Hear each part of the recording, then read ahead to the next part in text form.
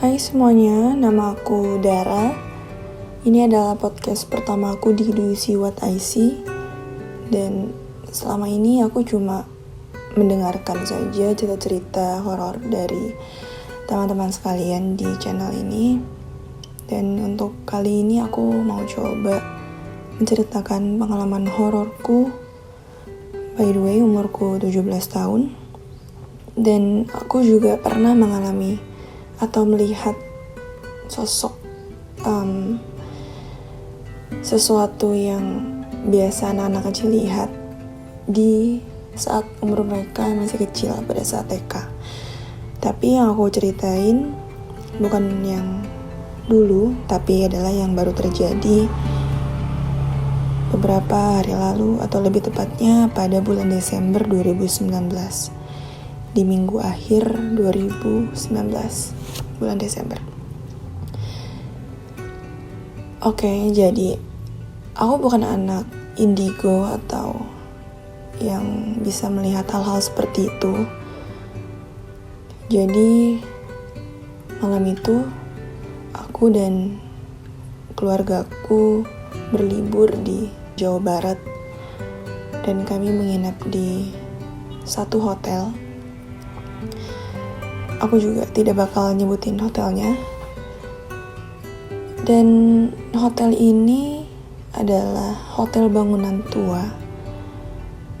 Salah satu anggota keluarga aku pernah menanyakan berapa umur hotel ini atau dari kapan hotel ini ada kepada satpam yang jaga di situ. Katanya hotel ini adalah hotel dari zaman Belanda. Berarti memang udah lama banget gitu. Dan hotel ini pun tidak seperti hotel-hotel lainnya yang tingkat mewah, megah. Ini adalah hotel yang dia itu lebih kayak perumahan ya. Tapi di satu lokasi aja dan tidak ada blok-blok ya. Jadi kayak bentuknya kotak dan di sekeliling sudut kotak itu adalah rumah-rumah hotel. Jadi di tengah-tengah itu kayak restoran atau taman kayak gitu. Jadi lebih ke motel. Dan pada malam itu aku tidur bersama 2 sepupuku. Jadi satu kamar ada 3 orang, semuanya perempuan. Dan aku yang paling tua di situ. 2 sepupuku yang pertama kelas 6 SD. Dan yang kedua, kelas 3 SMP. Malam itu kami akan melaksanakan sholat Isya. Yang pertama akan melaksanakan sholat Isya adalah sepupuku yang paling kecil. Yang kedua, dilanjut dengan sepupuku yang kelas 3 SMP. Dan yang terakhir adalah aku. Semua berjalan normal, seperti ya mau sholat aja gimana.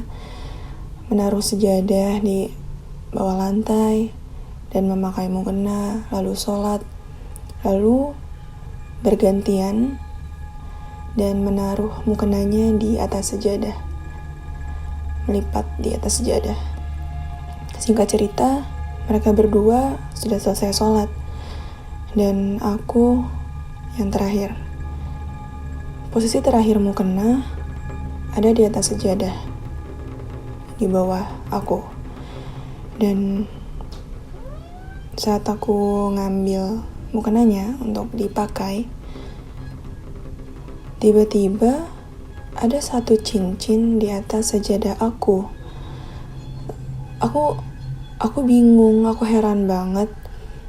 Spontan aku langsung nanya sepupu-sepupuku. Aku tanya mereka, ini cincin siapa? Cincin kamu bukan? Terus mereka bilang, hah? Cincin kakak kali. Kan aku gak pakai cincin. Terus aku tanya yang satu lagi, yang kamu bukan? Bukan kak, aku gak pakai cincin juga. Yang kakak kali, kan kakak pakai cincin. Enggak kok, kakak gak lepas cincin kakak, aku bilang gitu. Dan Cincinnya itu adalah emas putih tapi bukan berlian menurut aku, karena dia emas putih biasa dan ukurannya pun lumayan besar untuk dimasukin ke jari, ukuran jari yang lumayan besar gitu. Dan setelah itu aku bingung, aku tanya dulu ke bunda. Aku bilang ke kamar sebelah, "Bunda, kakak nemu cincin," aku bilang. Terus kata bunda, "Hah? Di mana? Cincin siapa?" Nggak tahu. Tadi ada di sejadah kakak.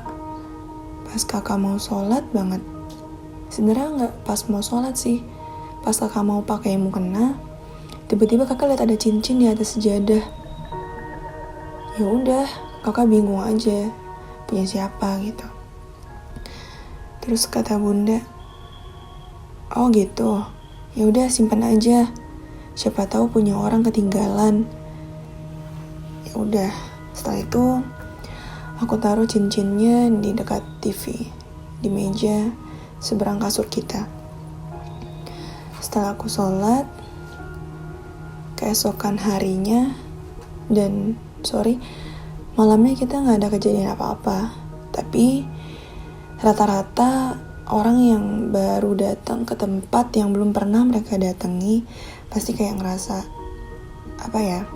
adaptasi lah dengan lingkungan di situ.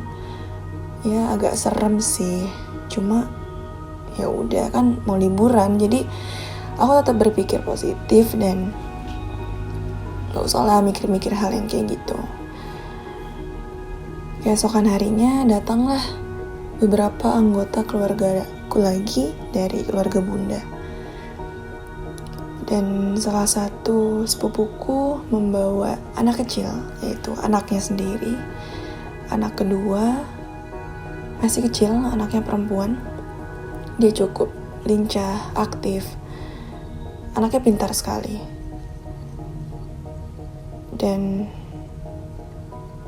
aku langsung menceritakan apa yang sudah aku alami kepada beberapa anggota keluargaku lagi. Hanya iseng untuk bercerita dan ya gak ada niat apapun setelah menceritakan hal itu. Singkat ceritanya, kami semua tidur. Malam itu kami semua tidur dan berbeda kamar dengan anak kecil yang tadi. Keesokan harinya, hari ketiga, sepupuku yang punya anak kecil, yaitu mamahnya si anak kecil itu, bercerita cukup seram kepadaku pagi-pagi. Dia bilang, "Kak, semalam Sera jam 2 pagi bangun loh." Nama anak kecilnya Sera. "Hah? Bangun kenapa?" Aku tanya. Terus katanya, "Iya, biasanya sih memang Sera suka bangun tengah malam. Kadang minta kamar mandi atau minta minum. Dan semalam dia kebangun, dia minta minum. Tapi aku heran lihat dia. Kok dia tutup matanya kencang sekali. Setelah aku paksa untuk melepaskan tangannya dari matanya, itu gak bisa. Dia menahannya kencang banget. Seolah-olah dia sedang melihat sesuatu yang sangat menyeramkan dan jangan sampai dia melihatnya lagi. Jadi dia langsung menutup matanya dan gak melepaskannya sampai selesai minum. Dan saat minum pun dia sambil menutup matanya, sambil merem. Dia gak mau buka mata. Terus aku heran kan, "Hah? Emang dia lihat apa?" Ya udah, saat itu aku tanya sama dia, kata ibunya, "Sera kenapa sih nak? Kenapa sih? Lihat apa?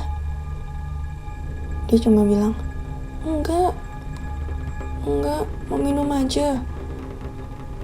Ya mungkin dia gak mau ceritain pada saat itu ya, karena itu tengah hari banget, maksudnya itu subuh gitu, malam banget.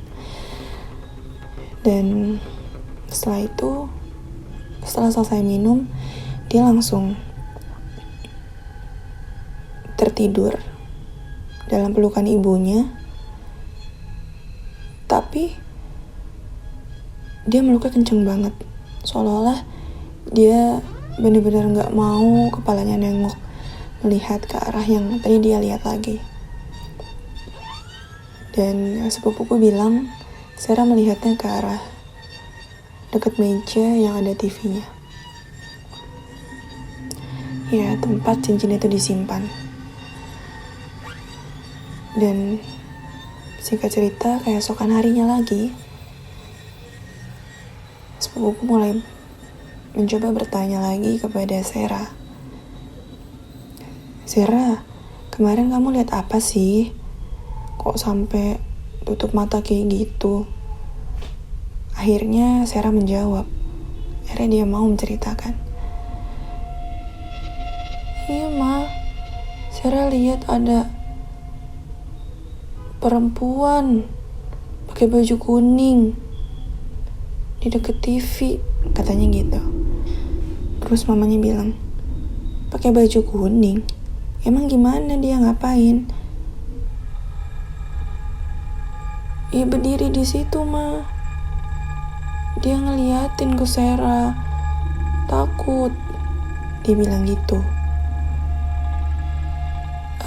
Sepupuku bilang sama aku, mungkin karena ini adalah tempat lama dari zaman Belanda dan mungkin ya ada hal-hal yang tertinggal di situ mungkin ya. Dan ya itu adalah pengalaman family trip yang cukup horor buat aku. Karena jujur aku adalah orang yang penakut, tapi aku senang banget dengar podcast horor or nonton horor. Tapi jujur nih ya, semenjak aku denger Do You See What I See, aku kayak memaksakan diri aku buat gak takut gitu. Karena di dunia ini memang kita hidup berdampingan. Selama kita gak mengganggu mereka, selama kita fokus menjalani kehidupan kita masing-masing dan berbuat baik kepada siapapun, kita gak akan kok diganggu-ganggu gitu.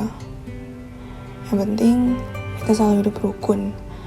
Dan by the way, setelah dari kejadian itu tidak ada hal-hal lain lagi yang terjadi kepada aku dan keluargaku. Mungkin cukup sekian cerita dari aku. Mohon maaf apabila banyak kekurangan. Thank you ya semuanya. Semoga kita ketemu di cerita yang lain. Dadah.